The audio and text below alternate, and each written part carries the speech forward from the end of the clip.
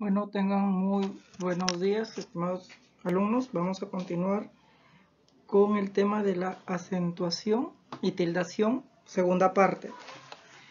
Bueno, en la clase anterior nosotros estábamos viendo lo que era acentuación y tildación. En esta semana vamos a continuar con la segunda parte que corresponde al tema. Esta vez vamos a ver las clases de palabras según la posición de la sílaba tónica. Y si nosotros recordamos, ya sabemos de que tenemos a las palabras agudas o conocidas también como oxítonas, o a las palabras graves o también conocidas como paroxítonas, las palabras esdrújulas, preparoxítonas o las sobresdrújulas o también conocidas como proparoxítonas. Entonces, hay que recordar que las palabras agudas son aquellas que tienen la mayor intensidad en la última sílaba y que las palabras graves son las que llevan la mayor intensidad en la penúltima sílaba, que las palabras esdrújulas, las que llevan la mayor intensidad en la antepenúltima sílaba, y las sobresdrújulas, que ya no son muy usadas hoy en día, que llevan la mayor intensidad en la antes de la penúltima sílaba. De acuerdo a la posición de la sílaba tónica que tengan estas palabras, van a tener una ubicación y van a tener un nombre.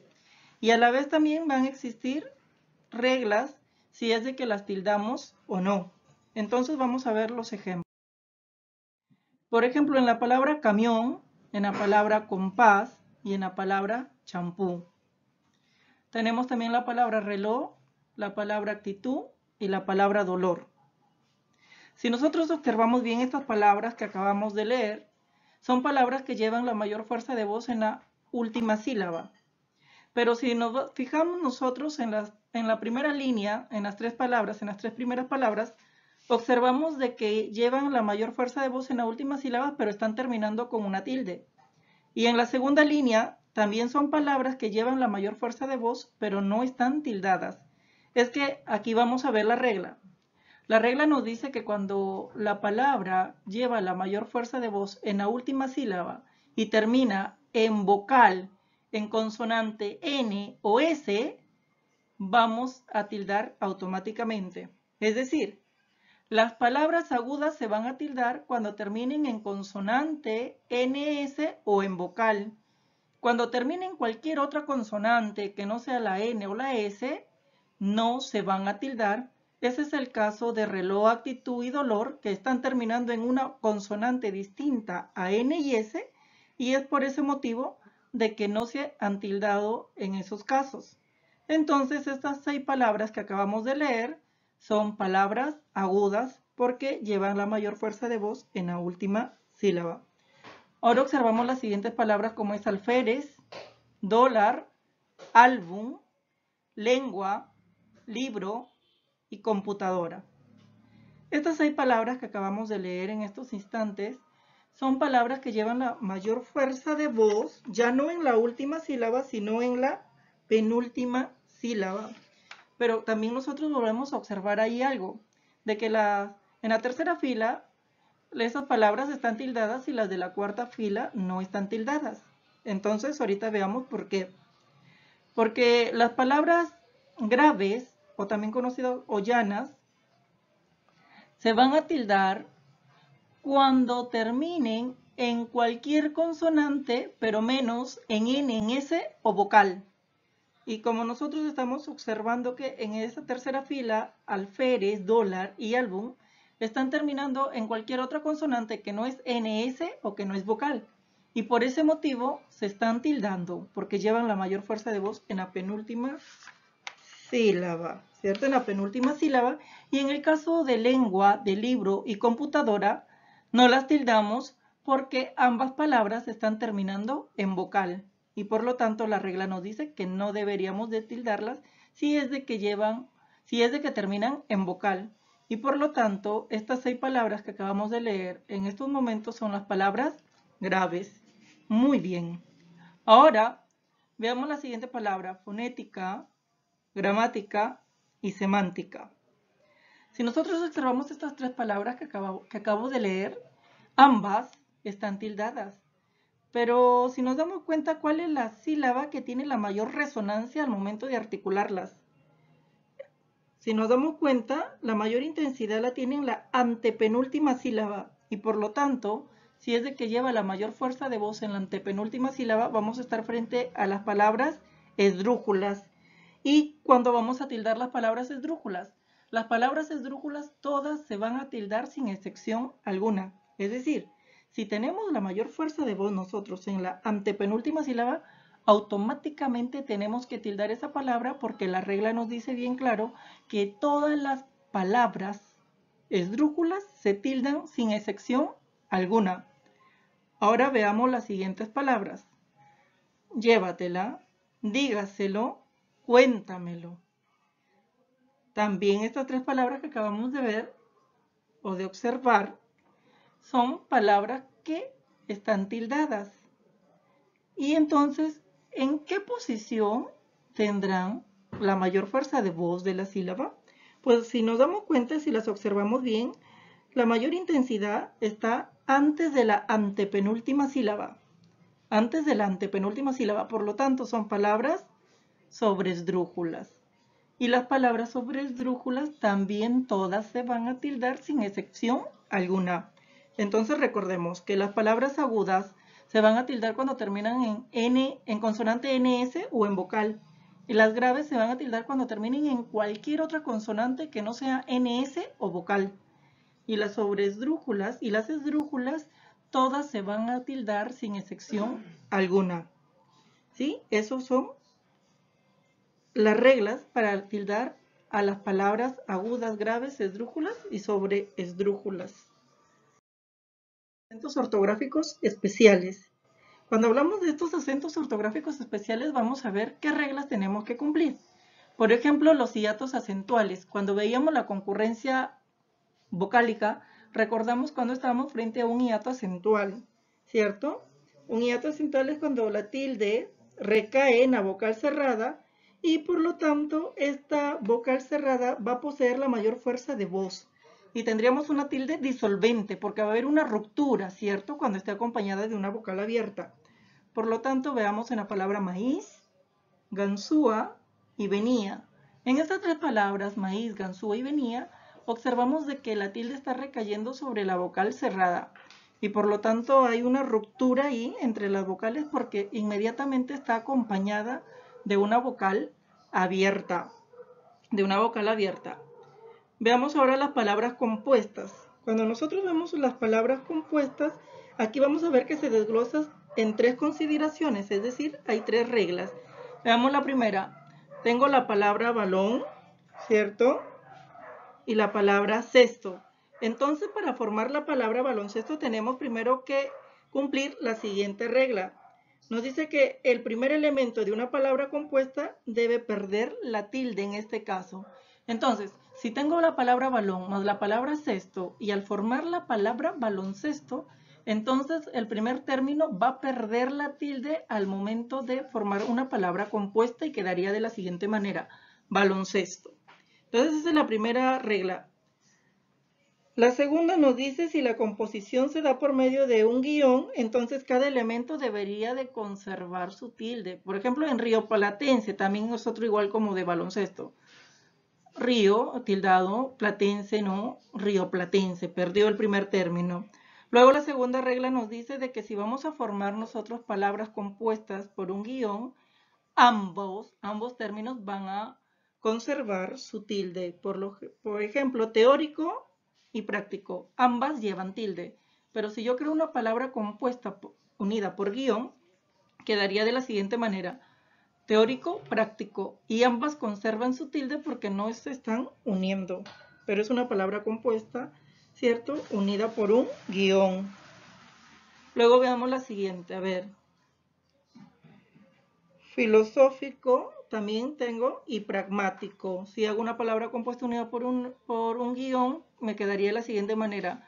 Filosófico, pragmático. Y la tercera nos dice que si el segundo elemento no tenía tilde, pero al formarse el compuesto, se verifica que cumple con la regla general de tildación. Por ejemplo, la palabra dos no se tilda porque es un monosílabo. Pero si formamos una palabra compuesta y ahora tengo 22, entonces ya entra la regla general de tildación y en todo caso sería una palabra aguda. Y como está terminando en la consonante S, tendría que tildarla automáticamente y tendría 22, ¿cierto? 22. Entonces sí, la hemos tildado en este caso. Tenemos los adverbios derivados en mente. Es decir, cuando yo voy a tildar estas palabras, cuando el primer elemento es un adjetivo con tilde y el segundo elemento es un sufijo adverbial, en el caso la palabra mente, entonces el primer elemento conserva la tilde. Veamos de que aquí el adjetivo es última y tengo el sufijo mente, entonces formaría la palabra compuesta últimamente.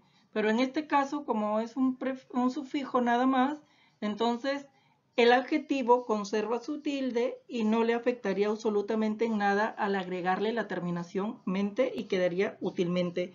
Así formaríamos nosotros estas clases de palabras cuando a un adjetivo le vamos a agregar la terminación mente o el sufijo mente.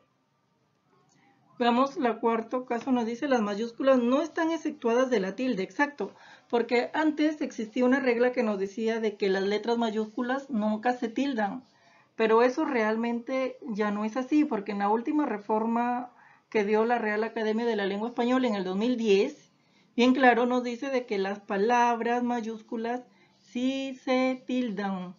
Por lo tanto, en la siguiente frase que les he puesto ahí, érase un caballo inútil y feo, todo está en mayúsculas, pero érase, le he puesto la tilde, y un inútil también está tildado, porque hay algunos que dicen de que las palabras mayúsculas no se tildan, pero nosotros no nos debemos de guiar en lo que dicen, sino en las reglas que nos da la Real Academia de la Lengua Española.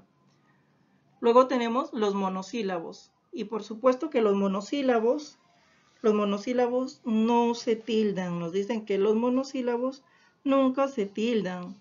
No deben llevar tilde salvo cuando es un grupo delimitado por la tilde diacrítica, pero eso lo vamos a ver en unos momentos. Por lo tanto, fue, fui, fe, fa, di, dio, da y va nunca se tildan porque son monosílabos.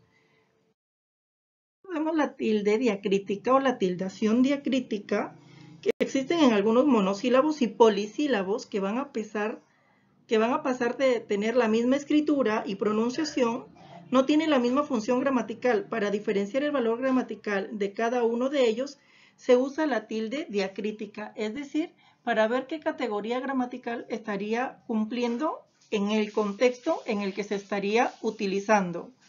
Por ejemplo, en monosílabos dice, en la oración, tú recuperarás muy pronto tu dinero. Y si nosotros observamos en esta oración, tenemos dos veces en donde estamos utilizando el monosílabo tú, pero el primer tú está tildado y el segundo no lo es. Entonces, para diferenciar la categoría gramatical que tienen ambos tus en estos momentos, hemos puesto una tilde diacrítica. Entonces, cuando tú está tildado, viene a ser un pronombre y cuando tú no está tildado, viene a ser un adjetivo. En este caso sería un adjetivo posesivo. Un adjetivo posesivo. Muy bien, ahora veamos los siguientes monosílabos. Tenemos el, mi, si, se, te, de y más. Y si observamos bien, tenemos a unos que están tildados y a los otros no. Pero cuando nosotros tenemos que tildarlos para diferenciarlos de cada categoría gramatical en que ellos se encuentren. Por ejemplo, el yo lo voy a tildar cuando sea un pronombre, pero cuando sea un artículo no lo vamos a tildar, lo vamos a dejar tal y como está. Por ejemplo, mi, yo lo voy a tildar cuando va a equivaler a un pronombre y yo no lo voy a tildar cuando equivala a un adjetivo. Sí, cuando nosotros vamos a tildarlo.